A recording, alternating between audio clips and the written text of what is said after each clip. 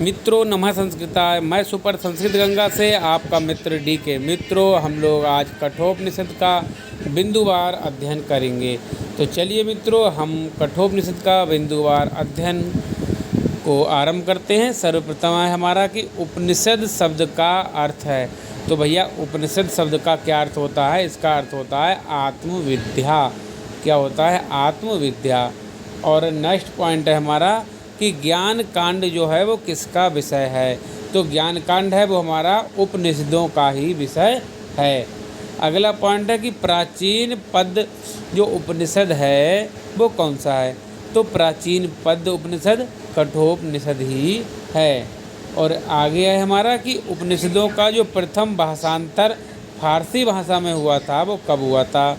तो उपनिषदों का प्रथम भाषांतर फारसी भाषा में हुआ कब? 17वीं सदी में। कब हुआ था? 17वीं सदी में हुआ था। आइए आगे और भी जानते हैं हम लोग। तो मित्रों आगे है कि जिसके द्वारा ब्रह्म की समीपता निश्चित रूप से प्राप्त हो उसे क्या कहते हैं? तो जिसके द्वारा ब्रह्म की समीपता निश्चित रूप से प्राप्त हो उसको क्या कहते हैं? तो उसको हम लोग उपनिषद ही कहते हैं। आइए आगे देखेंगे। भगवान आद्य शंकराचार्य ने कितने उपनिषदों पर भाष्य लिखा है? तो भगवान आदि जो शंकराचार्य हैं इन्होंने 10 उपनिषदों पर जो है भाष्य लिखा है। आगे है मित्रों कि उपनिषद शब्द में जो धातु है वो कौन सी है? तो उपनिषद शब्द में सद धातु है। कौन सी धातु है? सद धातु है।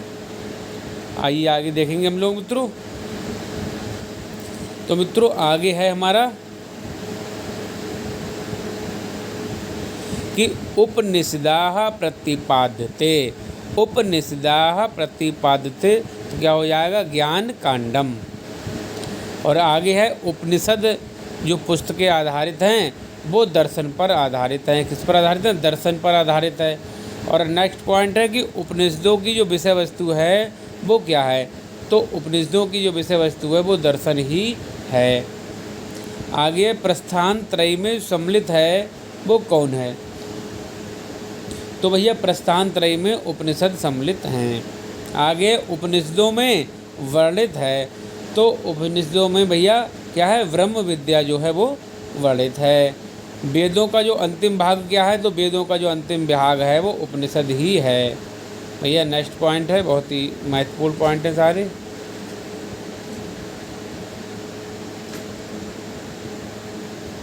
आगे है कि वैदिक साहित्य का, लौकिका ने पूछा कि वैदिक साहित्य का कौन सा भाग वेदांत के नाम से जाना जाता है? तो उपनिषद जाना जाता है। नेक्स्ट है कि उपनिषद पद में जो प्रत्यय है वो कौन सा है? पहले हमने देखा था कि उपनिषद में धातु कौन सी है? सद धातु थी। और यहाँ पर पूछा गया है प्रत्यय। हमसे पूछा गया कि उपनिषद पद में प्रत्यय है, तो यहाँ पर क्विप प्रत्यय है। सद धातु है और क्विप प्रत्यय है। आगे है नचिकेतोपाख्यान जो मिलता है भैया वो कठोपनिषद में मिलता है। और है नेक्स्ट है उपनिषदों का जो मुख्य प्रतिपाद्य है वो दार्शनिक विषय है। नेक्स्ट है कि भारतीय संस्कृति का जो आध्यात्मिक साहित्य है वो कौन सा है? तो भारतीय संस्कृति का आध्यात्मिक साहित्य उपनिषद साहित्य है। आइए आगे और भी जानते हैं हम लोग। नेक्स्ट है कि नचिकेता को अग्नि विद्या का जो उपदेश दिया था किसने दिया था?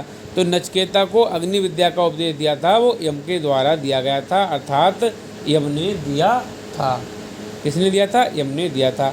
आगे देखते हैं कठोपनिषद के अनुसार जो महत् से पर या बलवान कौन है? तो अव्यक्तम।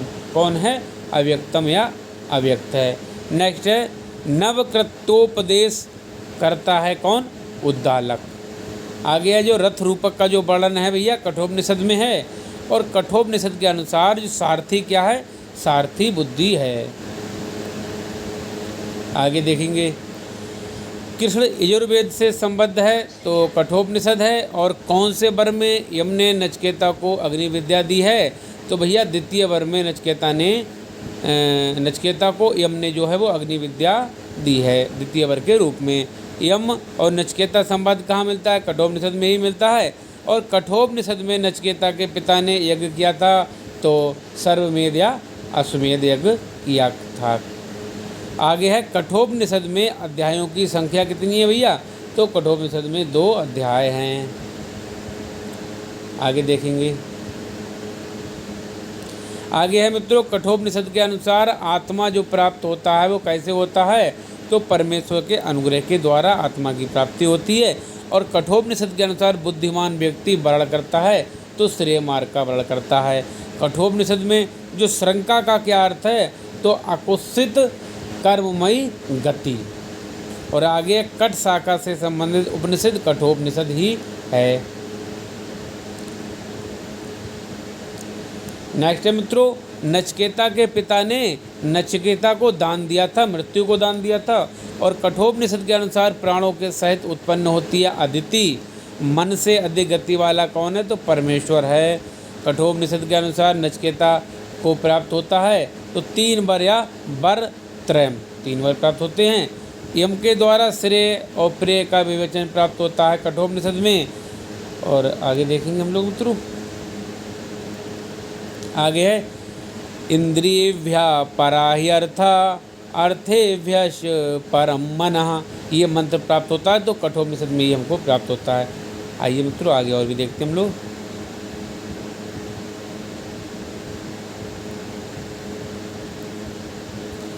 ये बहुत ही महत्वपूर्ण मित्रों पंक्ति है कि उत्तिष्ठत जागृत प्राप्य वरा निबोधत, ये मंत्र मिलता है कठोपनिषद में ही मिलता है।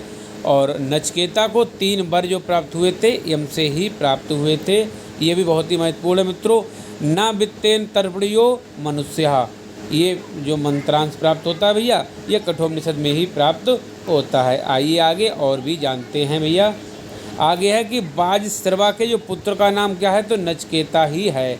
मित्रों अब हम लोग जो मंत्रों से संबंधित पूछे जाने वाले जो प्रश्न हैं वो हम नेक्स्ट वीडियो में देखेंगे। तो मित्रों आज हमने कठोपनिषद से संबंधित महत्वपूर्ण बिंदुओं को जाना और शेष बचे हुए बिंदुओं को हम लोग नेक्स्ट वीडियो में देखेंगे। तो मित्रों आज ये बस इतना ही। नमः संस्कृताय।